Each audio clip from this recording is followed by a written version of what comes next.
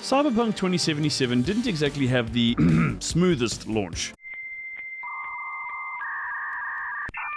I mean, how many games in the last few years have, am I right? If you bought Cyberpunk 2077 upon its initial release, you may have experienced some rather undesirable emotions as a result of the game's brokenness and rude the very day you were born. Mercifully though, the situation has improved a whole lot over the past few years, and many gamers now say that Cyberpunk 2077 is the best game they've ever played, so that's definitely a huge relief if you're thinking about grabbing a copy for yourself in the very near future. With that said, it may not be a bad idea to wait just a tad bit longer to play this notorious title from CD Projekt Red, since a major overhaul to the base game is due to take place with the release of Update 2.0 just a few days ahead of the upcoming paid DLC Phantom Liberty, which we'll discuss a little later. The thing is, while Cyberpunk 2077 has improved thanks to numerous quality of life updates and patches over the last 3 or so years, the game is still kinda buggy and even broken in a lot of ways. So the only real approach to meaningfully address the issue is to release an update that basically reworks many of the game's most crucial systems. This is actually something that's been long in the making, and an update that should please both the existing player base as well as new fans looking to experience the joy of Cyberpunk 2077 for themselves. Before we continue, take note that this update only encompasses the PS5, Xbox Series X and S, and PC. So if you own a PS4 or Xbox One, you sadly won't be enjoying any of the new and improved features. I send you my sincerest apologies, but I think you understand exactly why this decision was made. Now then, what exactly does Update 2.0 have in store for gamers? For starters, combat is being revamped with a particular emphasis on vehicle combat. Yep, the latest update will see bad guys chasing after you in cars and doing their best to catch up with and flatline you using any means available to them. In response, you'll be able to unleash a hail of bullets while driving or even use mounted weapons to stop them dead in their tracks. On top of this, if you're a netrunner, you can use your elite hacking skills to disable or sabotage vehicles, which might be the more elegant approach. In any event, I personally can't wait to watch fans recreate scenes from Cyberpunk Edgerunners. But while there's now car-to-car combat, there are several improvements to enemy AI in general. What this means is that enemies possess more dynamic means to attack you. In other words, you should find combat less predictable and more satisfying, and you'll probably also notice that the bad guys have more than a few intense melee attacks at their disposal. But seeing that the bad guys are getting some upgrades, so are you. For example, you'll be able to pick up an enemy and hurl them at another gonk, and you'll even have the ability to bounce bullets back at enemies using swords. That's some straight up Jetstream Sam stuff right there. While I wouldn't say the combat in Cyberpunk 2077 is bad, this update should make it feel more organic and immersive, so I see this as an absolute win. Yet another significant change coming in the update is a fundamental redesign of the way cyberware works. Basically, there's a new capacity system that will give players the ability to see just how much cyberware their body can actually handle. If you've watched Edgerunners, you'll know about cyberpsychosis, a condition where if someone installs too much cyberware into their body, they run the risk of being driven insane by it and turning into a crazed murder machine. Now, I'm honestly not completely sure, but according to a few sources, cyberpsychosis will now be on the cards with Update 2.0. And if for some reason it's not, you should be able to get dangerously close into turning into a cyber psycho, or at the very least experience some major debuffs as a result. Ever wanted to know what tech-induced psychosis feels like? Well, Update 2.0 may just grant you that coveted opportunity, friends.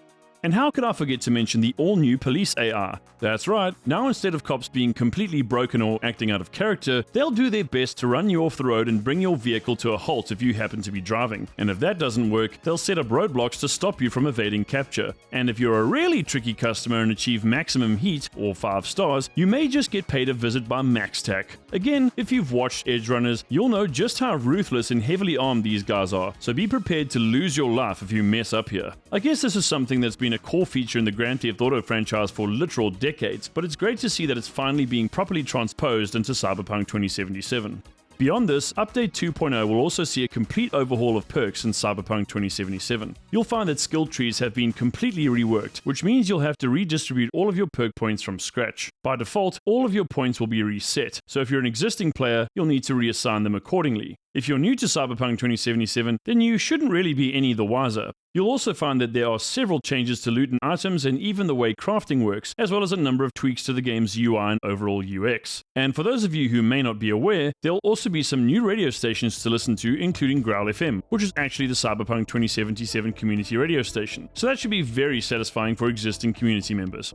In essence, Update 2.0 is more than just a fresh coat of paint. It's a total revamp and overhaul of just about every major system and feature in Cyberpunk 2077. It looks like the intention here is to finally provide fans with a game they were expecting all the way back in 2020, as well as some new additions and improvements. The greatest thing about Update 2.0 is that it's completely free for everyone who owns a copy of the game on newer consoles and PC. And obviously, if you decide to purchase Cyberpunk 2077 on or after the day the update releases, you'll enjoy a revitalized game and get to play it as it was originally intended. If all goes according to plan, this much needed update should make almost everybody happy. But that's not where the goodness ends. As I mentioned earlier, Update 2.0 will be out just a few days before the release of the highly anticipated DLC Cyberpunk 2077 Phantom Liberty. Unlike Update 2.0, however, fans will need to pay for this release, but what they'll get in return is an all-new story as well as a bunch of brand new content. In this new chapter, you'll once again assume the role of V as you embark on a spy mission and do your best to rescue the president of the NUSA, who has seemingly gone missing in an area known as Dogtown, a new location in Night City. This is where the events of Phantom Liberty are set, so my guess is that you'll spend most of, or even all of your time in and around Dogtown as you try to uncover the truth behind all the mystery and secrets. You know the drill. So along with a new story and an all-new explorable area, there are some new characters that you'll meet and even get to work with. Chief of these is NIA agent Solomon Reed, who is played by the legendary Idris Elba of Prometheus and Pacific Rim fame. While Reed's definitely a mysterious individual, he may very well be the only person you can trust in the dark underbelly of Night City. You'll also run into Song So Mi, better known as Songbird, who is an extremely talented netrunner and the right hand of President Rosalind Myers. I won't give away too much here or go into detail about Songbird or any other characters you'll encounter, but in case you were wondering, Johnny Silverhand, aka Keanu Reeves, does indeed return in Phantom Liberty, so you'll be seeing him around for sure.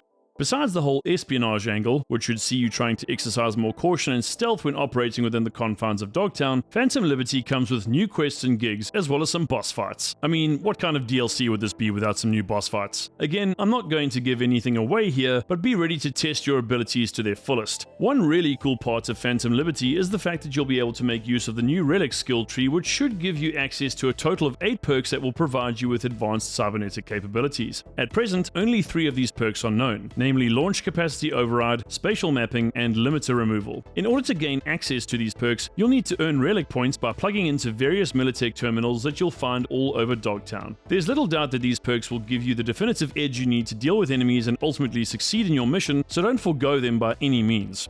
Phantom Liberty also promises over 100 new items in the form of weapons, cyberware, vehicles, and even fashion accessories. To make things even more intense, the DLC will also allow you to make use of missile launchers that are mounted to vehicles. I have a strong feeling that combat in Phantom Liberty will be even crazier than the base game and allow you to cause all manner of mayhem in Dogtown and Night City as a whole. Lastly, Phantom Liberty will include vehicle missions and airdrops, and the overall player level cap will increase from 50 to 60. Oh, and you can expect at least 16 hours of total playtime to beat Phantom Liberty according to CD Projekt Red, so that seems pretty decently sized for downloadable content.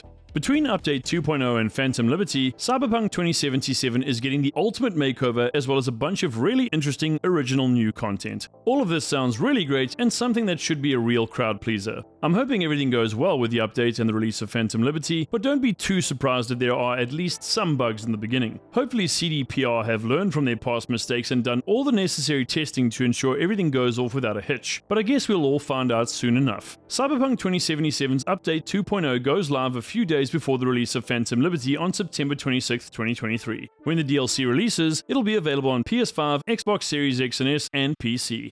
So that's it for today's video, everyone. Are you excited for Update 2.0, and are you going to play Phantom Liberty when it comes out? Let us know in the comments. Be sure to smash that like button and subscribe to the channel for daily gaming, VR, and tech content. From me and the crew here at Metasquad, thanks for watching, and I'll see you in the next video. Later!